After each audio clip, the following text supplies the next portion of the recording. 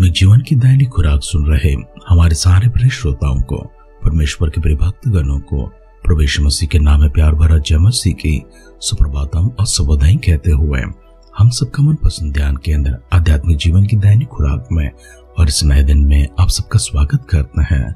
हमारी अध्ययन भजन संहिता में चल रही है। आज के हमारे पठन के लिए हम भजन 17 की ओर हमारे ध्यान को बढ़ाएंगे। तो हम सब मिलकर भजन 17 का पहला वचन से पढ़ते हुए हमारे ध्यान में आगे बढ़ेंगे।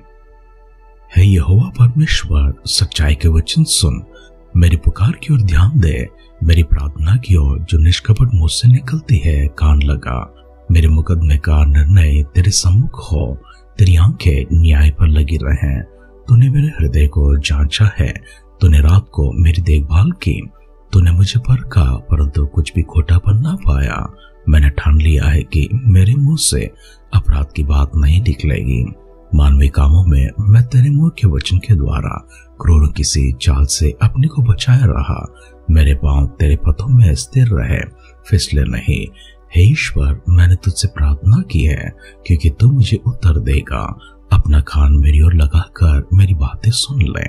तू जो अपने दाहिने हाथ के द्वारा अपने शरणागतों को उनके विरोधियों से बचाता है, अपनी अद्भुत करुणा दिखा। अपनी आंखों की पुतली की नाई सुरक्षित रख, अपनी पंखों के तले मुझे छिपा रख। उन दुष्टों से जो मुझ पर अत्याचार करते हैं, मेरे प्राण के शत्रुओं से जो मुझे घेरे हुए हैं, उन्होंने अपने हृदय को कठोर किया है। उनके मुंह से घमंड की बातें निकलती हैं। उन्होंने पग पग पर हमको घेरा है। वे हमको भूमि पर पटक देने के लिए घात लगाए हुए हैं। वह उस सिंह की नाई जो अपने शिकार की तलाश करता है और जवान सिंह की नाई घात लगाने के स्थान में बैठा रहता है। उठ हे यहोवा, उसका सामना कर और उसको पटक दे। अपनी तलवार के बल से मेरे प्राण को दुष्ट से बचा ले। अपने हाथ बढ़ाकर हे यहोवा, मुझे मनुष्यों से बचा, अर्थात संसारी मनुष्यों से जिनका भाग इसी जीवन में है और जिनका पेट तो अपने भंडार से भरता है। वे बाल बच्चों से संतुष्ट हैं और शेष संपत्ति अपने बच्चों के लिए छोड़ जाते हैं। परंतु मैं तो धर्मी होकर तेरे मुख का दर्शन करूंगा। जब मैं जानूंगा तब तेरे स्वरूप से संतुष्ट होऊंगा। भजन 17 का पहला वचन से लेकर अंतिम वचन तक हमने पढ़कर सुना है। हमारे इस पठन में हम दाऊद को फिर से एक बार प्राप्त करते हैं और दाऊद को परमेश्वर से प्रार्थना करता प्राप्त करते हैं। दाऊद सिर्फ यहाँ पर अपने मन की बातें परमेश्वर से कहता हुआ और परमेश्वर की क्रियाएं प्रतिक्रियाओं को और परमेश्वर को क्या करना चाहिए, कैसे करना चाहिए, दाऊद के शत्रुओं से परमेश्वर किस प्रकार का पलटा लेना चाहिए, हर प्रकार का वर्णन करता है, विवरण देता है। दाऊद परमेश्वर को एक मनुष्य के समान देखता है, एक योद्धा के समान देखता है। जिस तरह वह हथियार बांधे हुआ है उसी प्रकार से वह परमेश्वर को भी देखता है। जिस प्रकार की तलवार उसके हाथ में है उसी प्रकार की तलवार को दाऊद परमेश्वर के हाथ में देखना चाहता है।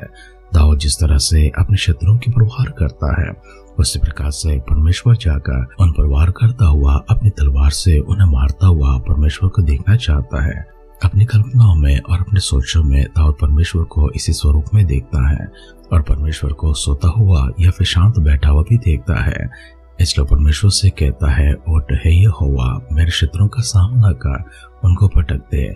अपनी तलवार के बल से मेरे दुष्टों का सामना कर और उनके हाथों से मुझे बचाया रख। अपना हाथ बढ़ाकर हे यहोवा, मुझे मनुष्यों से बचा, अर्थात संसारी मनुष्यों से जिनका भाग इसी जीवन में है और जिनका पेट तो अपने भंडारों से भरता है। वे बाल बच्चों से संतुष्ट हैं और श्रेष्ठ संपत्ति है, अपने बाल बच्चों के लिए वो छोड़े जाते हैं। परमेश्वर ये जो मनुष्य हैं जिनका पेट आप ही भरते हैं, अपने भंडारों से उन तक पहुंचाते हैं। वे खुद खाए हैं, संतुष्ट हुए हैं और जो शेष बच चुका है, जो कुछ भी उन्होंने बटोरा है या कमाया है, परमेश्वर अपने बाल बच्चों के लिए वो छोड़ जाते हैं। अपनी सारी संपत्ति अपने पीछे रख छोड़ जाते हैं। ये वही मनुष्य हैं, तेरे हाथों के भोजन को प्राप्त कर, तेरे हाथों के आशीर्वादों को प्राप्त कर, मेरे विरुद्ध उठ खड़े हुए हैं। इसलिए हे परमेश्वर, उठ और उनका सामना कर और उन्हें पटक दे। मैं तो तेरे मुख का दर्शन प्राप्त करूंगा। यही मेरे लिए एक सौभाग्य होगा कि मैं तेरे स्वरूप को देखूं। इसी से मैं अपने आप को संतुष्ट करूंगा क्योंकि मैं धर्मी होना चाहता हूँ और मेरे धर्मी पर के विषय में परमेश्वर तूने मुझे परखा है, तूने मुझे जांचा है, रात को तूने मेरी देखभाल किया है। अर्थात दाऊद अपने आप को परमेश्वर के सानिध्य में एक परीक्षा से गुजरता हुआ और उस परीक्षा में परमेश्वर उसकी सहायता करता हुआ सबसे पहले और इससे बढ़कर उसकी सुरक्षा करता हुआ दाऊद ने परमेश्वर को प्राप्त किया है। जितनी भी परीक्षा हुई है उतनी परीक्षा में परमेश्वर उसको जांचे हैं, उसको परखे हैं, उसे देखना चाहते हैं और परमेश्वर ने उसे धर्मी प्राप्त किया है, उसे शिक्षा प्राप्त किया है। इसलिए वह अपने मुंह के शब्दों से कहता है, हे यहोवा परमेश्वर, सच्चाई के वचन सुन, मेरी पुकार की ओर कान दे, मेरी प्रार्थना की ओर जो निष्कपट मुंह से निकलती है कान लगा। मेरे मुकदमा का निर्णय तेरे सम्मुख हो, तेरी आंखें न्याय पर लगी रहे। तूने मेरे हृदय को जांचा है, तूने रात को मेरी देखभाल की, तूने मुझे परखा परंतु कुछ भी खोटापन नहीं पाया। मैंने ठान लिया है कि मेरे मुंह से अपराध की बात कभी नहीं निकलेगी। वो कहता है परमेश्वर ने उसको परखा है, उसे जांचा है, परंतु परमेश्वर को उसके भीतर कोई खोटापन नजर नहीं आया है।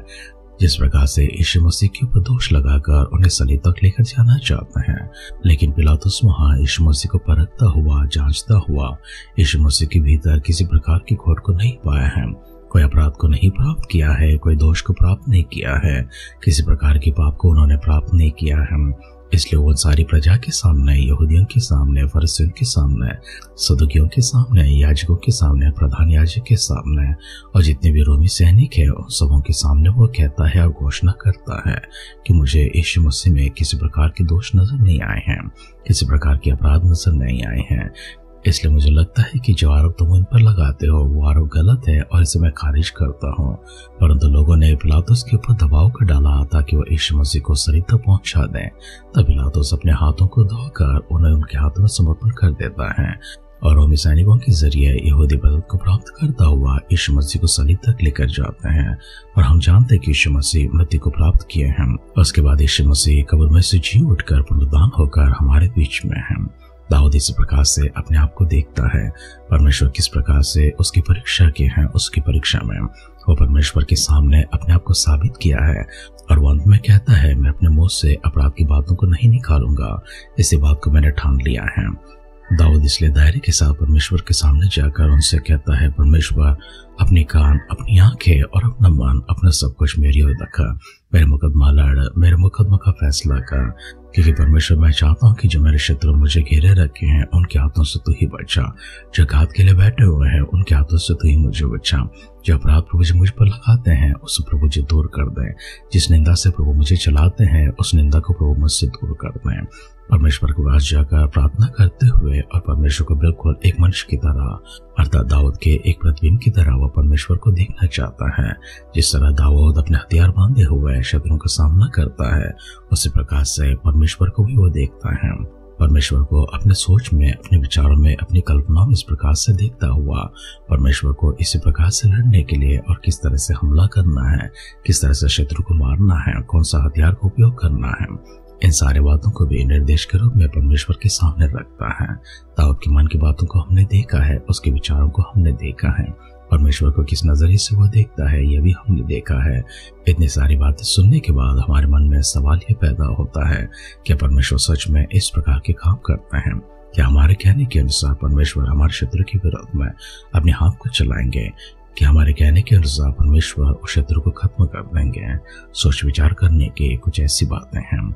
लेकिन सबसे बढ़कर हमने दाऊद को अपना मन को उंडेलता हुआ और परमेश्वर के सामने हर विषय को रखता हुआ देखा है। परमेश्वर कब किस प्रकार से हमारे शत्रुओं के हाथों से हमें छुड़ाएंगे इसका कोई हमें अंदाजा नहीं है।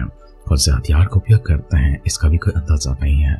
परमेश्वर किस रीति से कार्य करते हैं इसका भी कोई अंदाजा नहीं है। लेकिन हाँ, अगर शत्रु सच में हमें परेशान करते हैं, सताते हैं, हमें घात करने के लिए, हमें तबाह करने के लिए, पूरी तरह से मिटाने के लिए कोशिश करते हैं, तो परमेश्वर निश्चय हमारी सुरक्षा के लिए हमारे पास रहेंगे।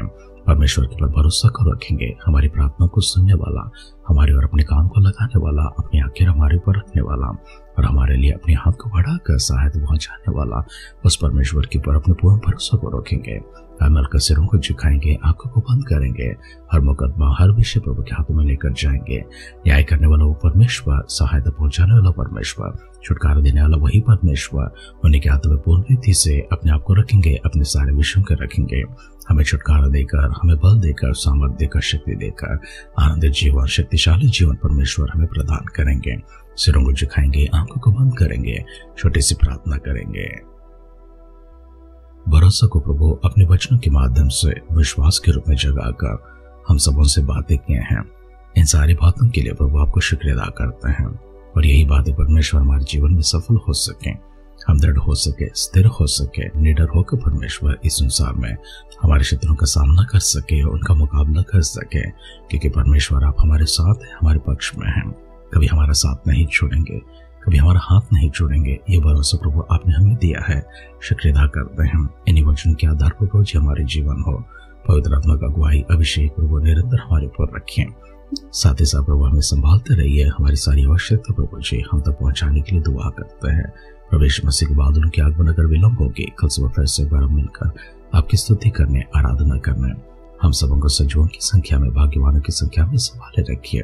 अगर ऐसा ना तो प्रभु के राज्य में हम सबको शामिल करने के लिए दुआ करते हैं। आपने हमारी सारी प्रार्थनाओं को सुनकर दिए उत्तरों के लिए धन्यवाद करते हुए हमारे उद्धारकर्ता हमारे प्रभु यीशु मसीह के नाम से इस प्रार्थना को मांगते हैं। सुन और कबूल कर पिता, आमेन, आमेन, आमेन। सच्चा वचन जिस प्रकार से दाऊद अपने मुंह से निकालता है, धार्मिकता के विषय हो, पवित्रता के विषय में हो, अपनी सीधाई के विषय में क्यों ना हो, जैसा परमेश्वर ने दाऊद को जांचा है, परखा है और इसमें किसी प्रकार की दोष को प्राप्त नहीं किया है, वैसे परमेश्वर हमें जब जांचेंगे, परखेंगे, हम भी निर्दोष साबित हो सके। परमेश्वर एक ऐसे दोष रहित जीवन हम सबको प्रदान करने, पवित्रता के साथ हम सब लोग चलाए जाने के लिए पवित्र आत्मा का अभिषेक और अगुवाई निरंतर हमारे पर होती रहे। हमारी से दुआ और कामना के साथ आज की ध्यान कहीं पर समाप्त करते हैं। आप सुनते रहिए, सुनाते रहिए आध्यात्मिक जीवन की दैनिक खुराक। कल फिर मिलेंगे। अपना ख्याल रखिए, अपनों का ख्याल रखिए, दूसरों का भी ख्याल रखिए।